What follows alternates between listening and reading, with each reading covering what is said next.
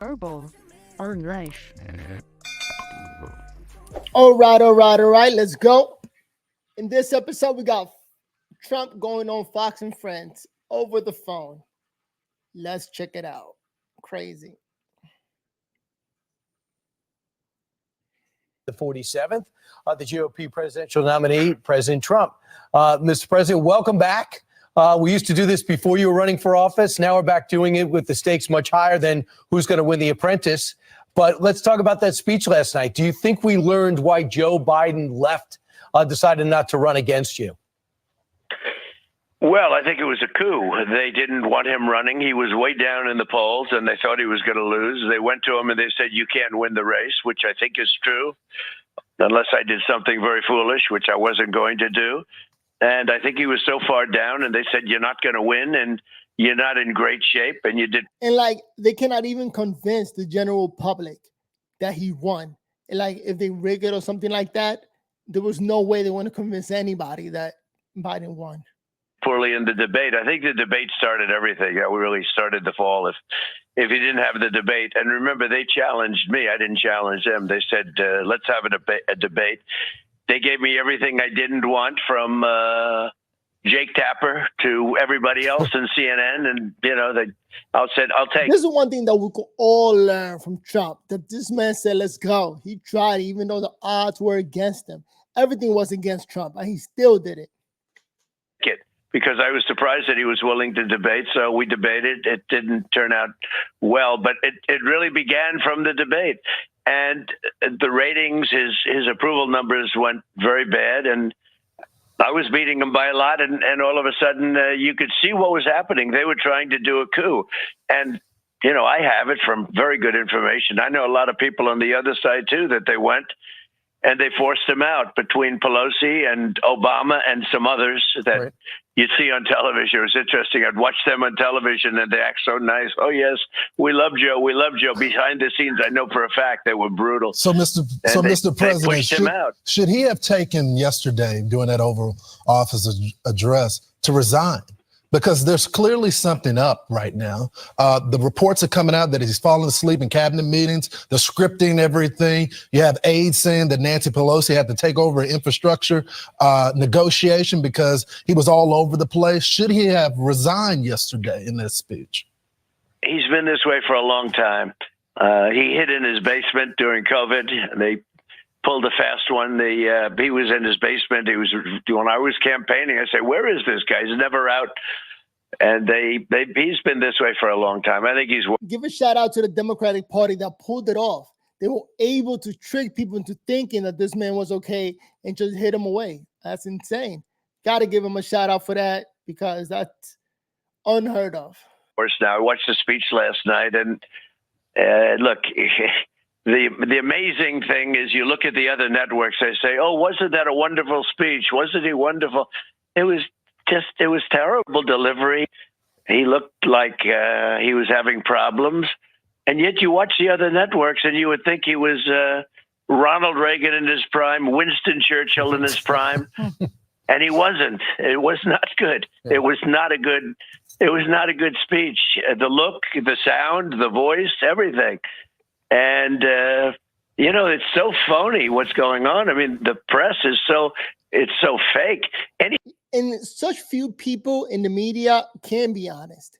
Donald Trump got that gift that he can actually be honest about things and not worry about getting canceled. That's it. He's uncancelable. So for Trump to say it, props.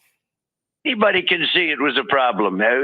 He's a problemed man. Should he stay? I guess that's up to him, and it's up to the people. And I don't think they should use the 25th Amendment. You have not long to go. We have 4 months now, and then he's got another month and a half. But I will say this, the world is in a very dangerous place. I think if he goes, she then takes over, and she's worse than he is. I really believe she's a San Francisco radical. She's actually, I think, a much worse candidate than he is. And she's not doing very well in the polls, considering she's got a little birthday present. Well, she's so progressive, and you can just look at her voting record. Nonpartisan Government Track says she's the most liberal U.S. senator. she's more liberal than Bernie Sanders when you look at her record. And last night, I don't know if you watched Sean's show, but in his A block, his monologue, he went through all of her radical proposals. And then he would say, listen to it in her own words. And then he'd play a soundbite of what she wanted to do and her saying that she wanted to do this. She's against fracking. She's likes the open border. She's not going to criminalize people who walk across the border, on and on and on. Wow. She's not going to criminalize people that walk across the border. That's insane. That means she wants to remove all the borders. I mean, my interpretation is that she want to let everybody in here. It's a free country, no border country.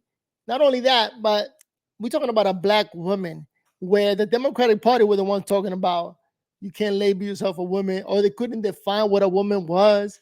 And look at them now. I mean, we're living in some crazy times, and we got to stop pretending and just be honest about things. We do need a border. What the hell? It just laid out how drastic her policies are. Can America survive a Kamala Harris presidency? No. And she also wants to defund the police, and she really wants to do it more than any other person.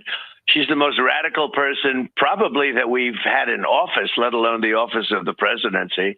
She was a horrible campaigner when she ran. You know, she ran against Biden, and I thought he was terrible, but she was terrible. She was horrible.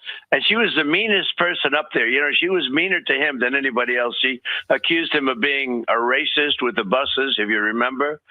She was the meanest person, but not a very good debater, but nasty, just nasty to him. And then when he chose her, I said, how do you do that? A person treats you so badly. He was treated so badly during the debates. And he wasn't all there even during those debates. I mean, that was a long time ago. He still wasn't there. You know what? I got to give props to Trump for saying that. The smartest thing that Biden did was pick her, because she is worse than him. And therefore, people are not going to ask Biden to leave because she will be a worst case scenario. You know him. He wasn't there 25 years ago. He was not exactly the brightest bulb in the ceiling. And this is what we got. And look at our country now with 20 million. Because the number, I saw you talking before to Rachel's mom. And it was very sad. I know them. And it's what happened to Rachel was so horrible. And what happened to so many families and so many people in families with all of the criminals pouring into our country. And remember this, every single country all over the world, unless they're stupid, is releasing their prisoners and their gang members and their bad people into our country. Yeah. Venezuela, which has a tremendous problem with crime in Caracas and other places, Venezuela is releasing thousands of people, criminals, gang members, drug dealers, the worst. They're releasing them into the United States. Venezuelan crime is down 72%. Their prison population is becoming much smaller. I'm surprised they haven't just moved all of them. They will. They'll soon have no prisoners. All of the prisoners are being moved into the United States. And that's true. And this is the stuff that the Democratic Party say he's lying. He is lying. All of this is a lie. But look at the lines of people coming in. And it's not all good people. With many other countries. It's true with countries all over. The Congo in Africa is releasing their prisoners into the United States. So, Mr. And we are so stupid that we take them, and nothing good is going to happen. And we have terrorists coming in at a level that we've never seen, mostly from the Middle East. Terrorists are coming into our country at a level that we've never seen before.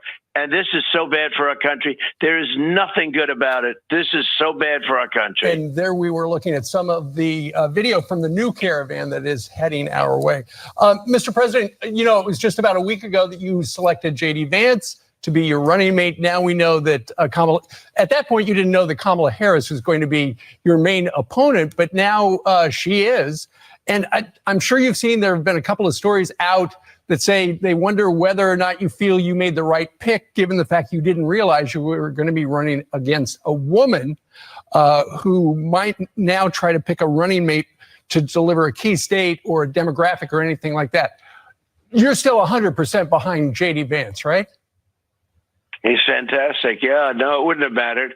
And I thought she was probably going to happen anyway, because I knew there was a palace coup going on, and I assumed that she'd be probably getting it. She had the advantage. So no, it wouldn't matter. No, he's doing a fantastic job. He goes around. He's essentially for the worker. He's seen the worker be horribly abused and taken advantage of, and he's for the worker. That's what his book is about. Yeah. That's where his feelings are. Gotcha. No, he's for the worker. No, he's great. He's doing a great job, and he's been very well received. Well, Kamala Harris has given 2 speeches now that she's the candidate, and she's going. They're almost identical speeches. This is what she's doing. She's going after you this way. Watch. Before I was elected vice president, before I was elected United States senator, I was elected attorney general of the state of California, and I was a courtroom prosecutor before then. I took on perpetrators of all kinds.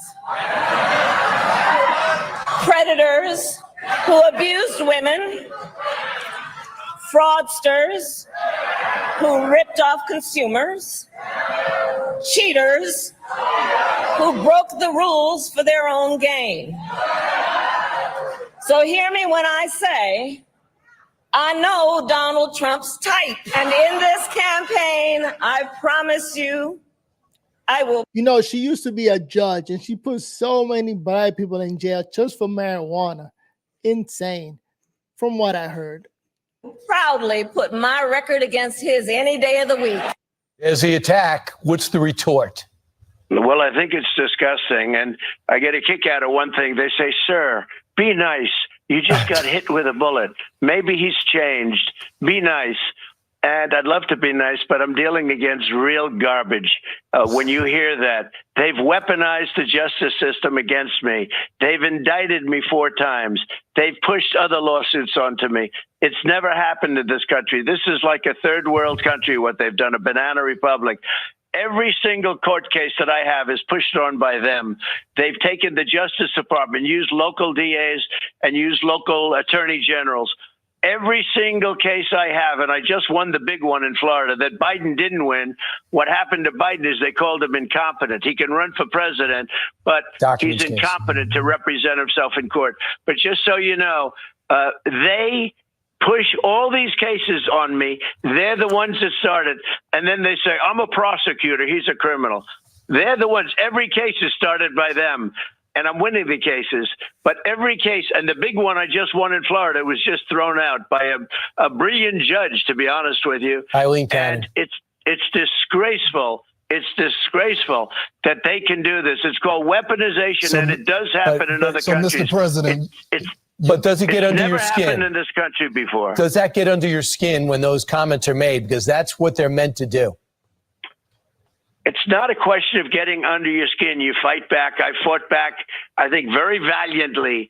But they weaponized the United States Justice Department against Donald Trump for purposes of hurting their political opponent.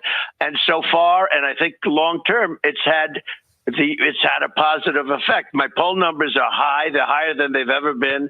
People don't like what they're doing. They weaponize it to go after a political opponent. Now, and she was very much in charge, and she was a prosecutor, but she was a failed prosecutor. She put a lot of people in jail that should have never been there. She put people in jail that were political enemies. She's bad news. She's a radical left, not very smart person. Mr. President. And for all the people that feel like the government is picking on them or the government is going against them, man, they got to go pro-Trump because of that. She failed her bar exam. She couldn't even pass her bar exam. It was brutal on her. She couldn't pass it. She thought she'd never be able to pass it. This is what we have as our next president. So speaking of radical, Mr. President, we've been watching these protests. And while the Prime Minister of Israel was giving a great speech yesterday, you had protesters burning the American flag. They were screaming Allah Akbar. They had the Palestinian flag. They took the American flag down. They were writing Hamas on the bell outside of Union Station. What does a Donald Trump do if he takes office to these people on the street? Rarely have we seen anything like this, and I think you should get a 1-year jail sentence if you do anything to desecrate the American flag. Now, people will say, oh, it's unconstitutional. Those are stupid people. Those are stupid people that say that.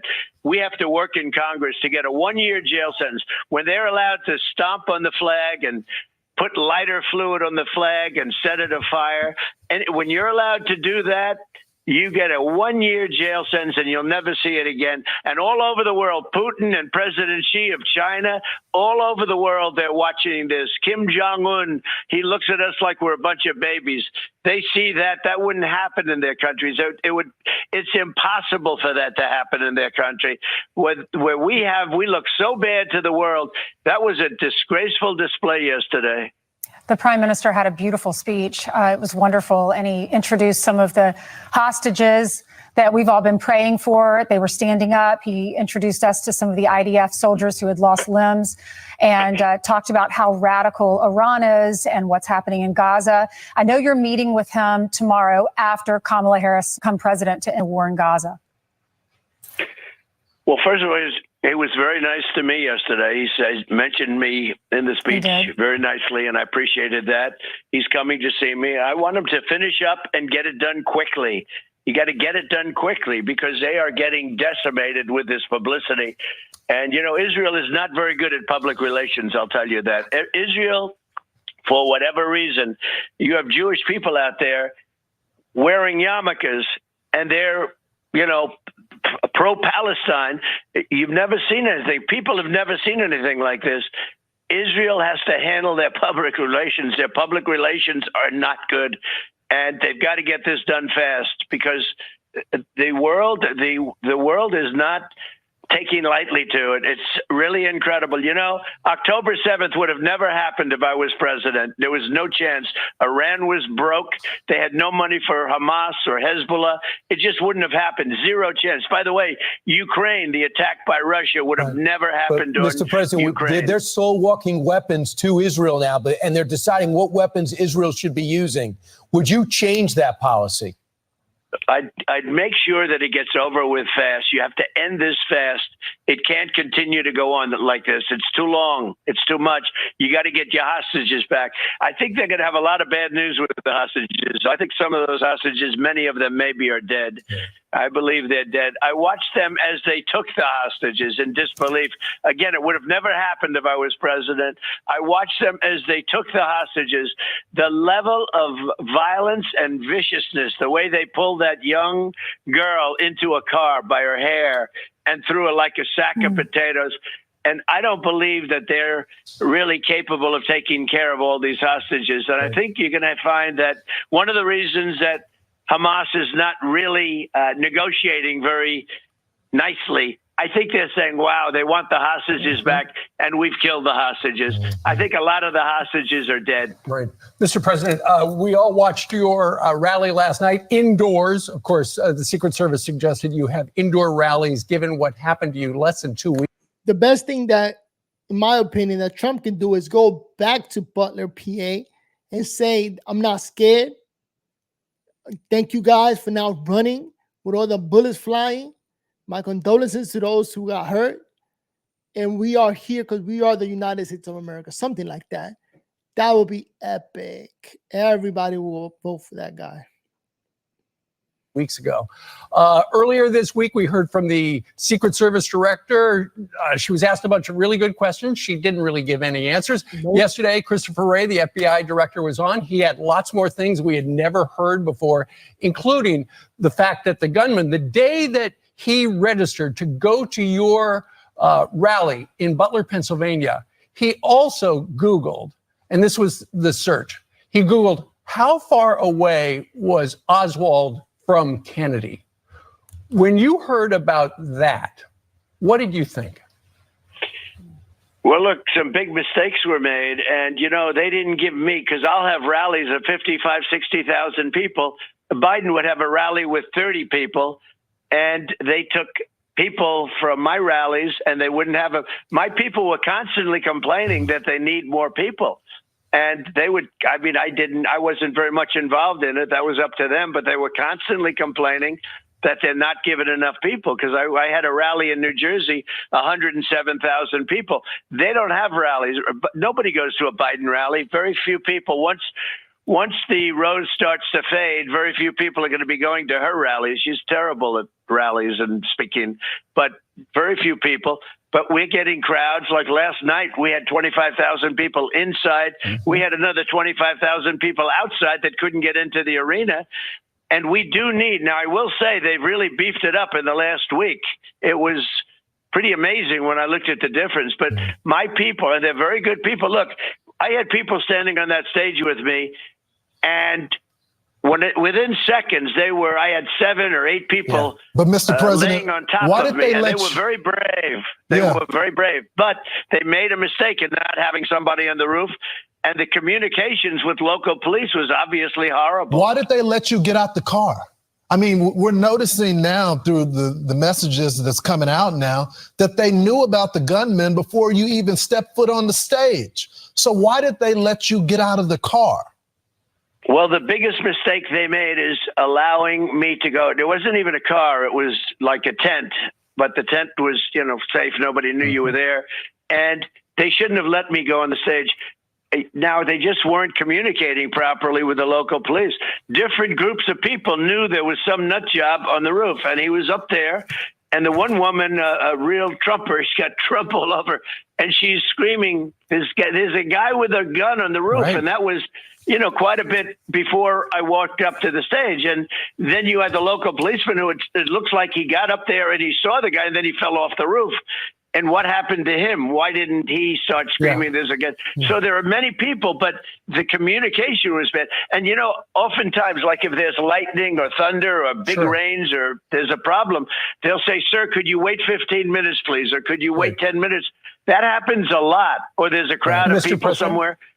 Mr. President, yes. I was just going to interject. You just mentioned the weather. It sounds like from the reporting over the last 24 hours, there was supposed to be somebody on that roof, but the person was not on the roof because apparently it was too hot.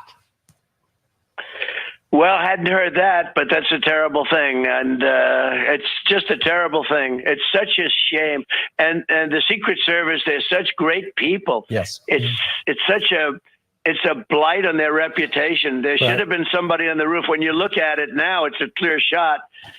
And it's amazing that, look, a person died, a fantastic Corey, and 2 great people were very badly hurt. I'm in communication with them, and the public has been so generous. We set up a fund, and the public's been so generous. But it's like, a lot of money was given to the family of Corey, and the statement was, so nice, this is so nice, but I wish I had my husband back. Yeah. Of course. The wife said that.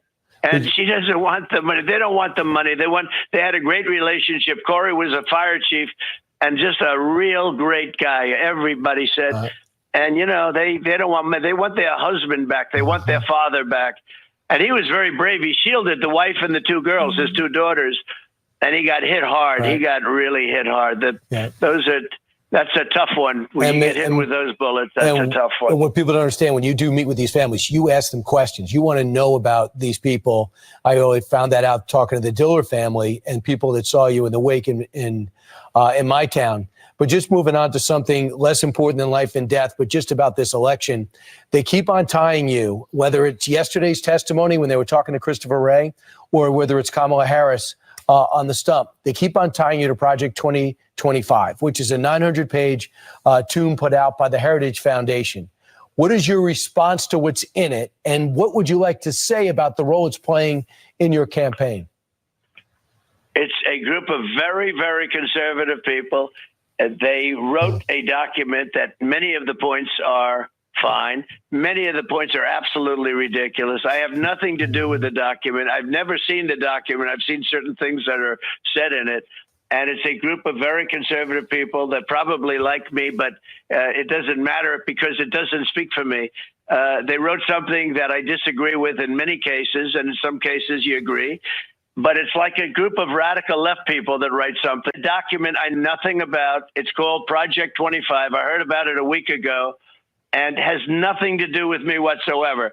But of course, our friends that are Democrats, radical left Democrats, they take the document, which is, I guess, pretty big and thorough, and they scour through it. And anything that's bad in there or that's a little bit less than mainstream, they take it and they make a big deal out of it. Donald Trump and Project 25.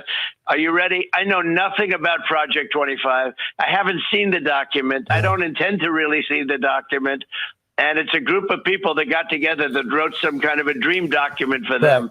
But it has absolutely nothing to do with me. And it's just Well said, Mr. President. Disinformation, Brian, by the Democrats. It's pure disinformation. So, Mr. President, they plan on using that to attack you, but they're also trying to divide the country.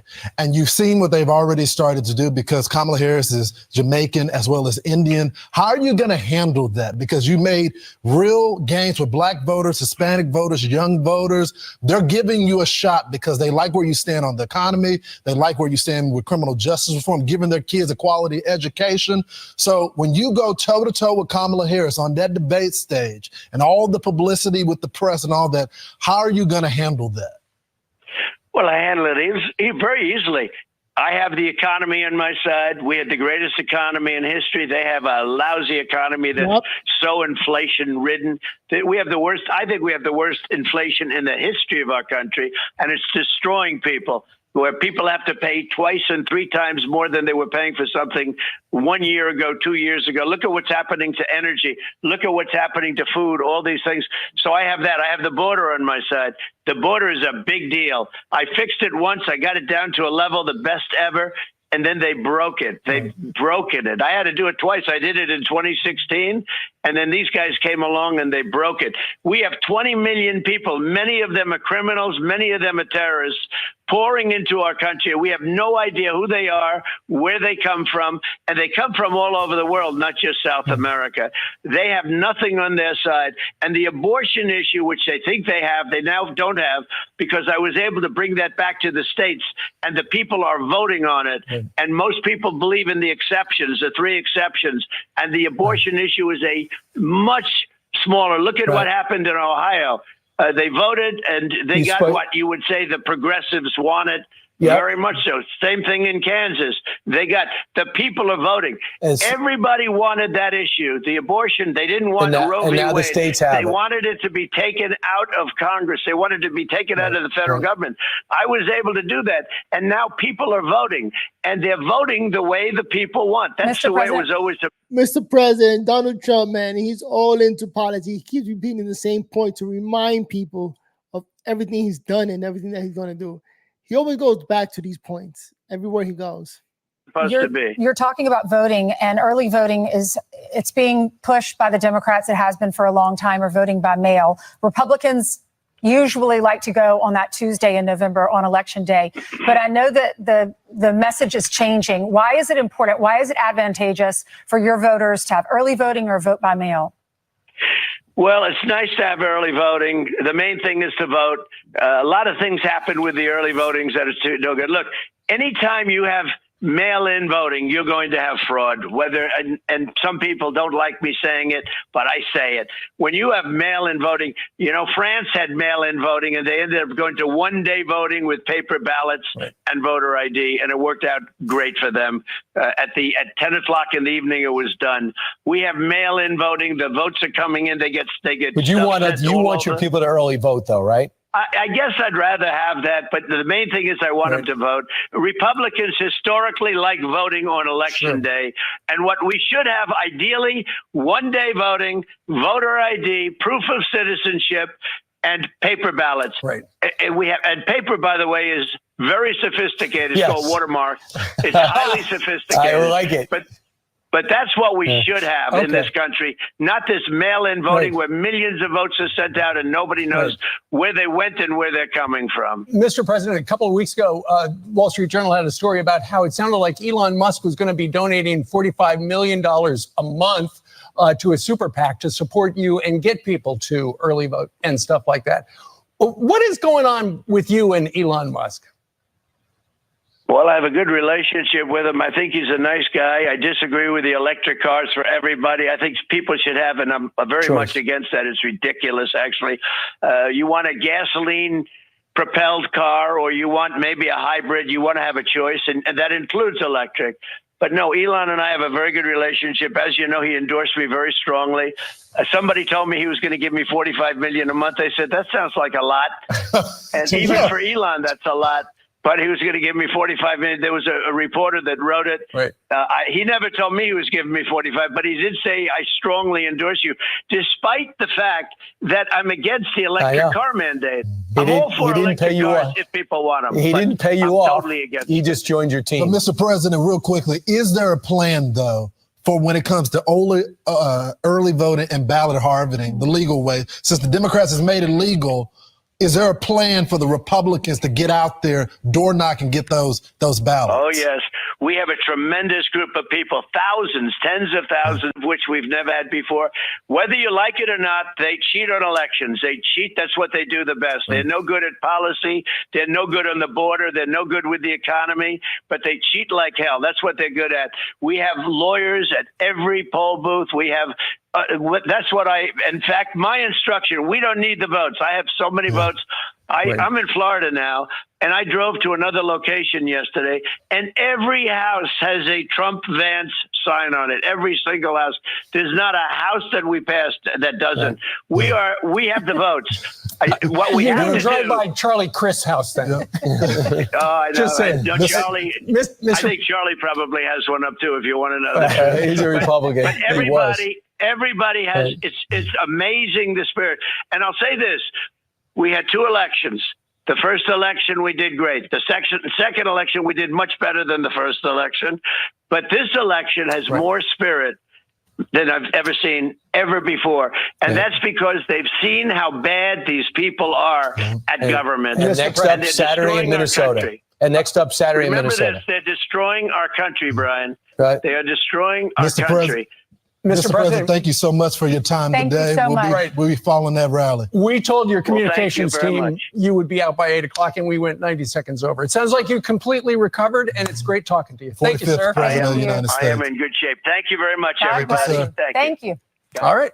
Well, that was good. Yeah, he stayed within himself the whole time. Every single house. That's exactly right. All right, y'all. The final hour of Fox and Friends starts right now. 45th president and soon to be 48th president. Because what they're saying now is that Biden might have to give up his seat. So Kamala is going to be the next president, making her number 47. And when Trump comes in, he'll be number 48. So it's going to be great years. And I think we need to say it like that. You know, is the world going to change? No, but it's going to be much better than what it is today.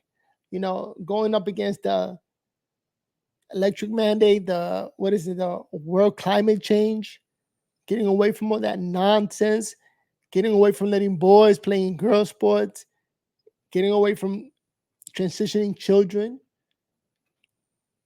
which is crazy because Elon Musk even got tricked into that. So we live in some crazy time. I'm going to leave it right there. My name is Noel, battling MS here at Verbal on Life. Is trying to make a channel for myself so that I can talk and battle my MS epidemic. You know, I can still move my finger, I can still walk and talk. It's crazy.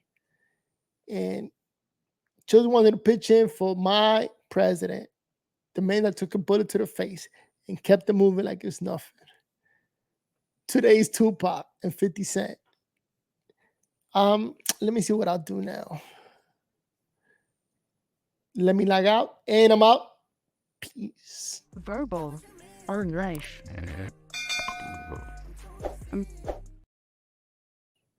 All right. This is my new project for today. I got a pond in the back of my house, right? That I put on a new lining. I put the lining and I had my family put it in there because I can't physically. Now it needs tape. So like that water doesn't leak out of it. So I'm going to go to Walmart right now and I want to buy me some tape and come back and put it. But because I got walking problems, I got to wait for these people to wake up. What time is it? 10:20. I got to wait for these people to wake up. Oh, and I'm 45. Today's my first date. My birthday was yesterday. But I got to wait for these people to wake up so we can go together. Because I could drive. I could still drive. I got a Tesla that drives itself. So that's no problem. But once I get there, I have to get out the car and make it inside. I don't think I have the strength to do that. I hear people walking, so let me see if we are ready to go. Peace.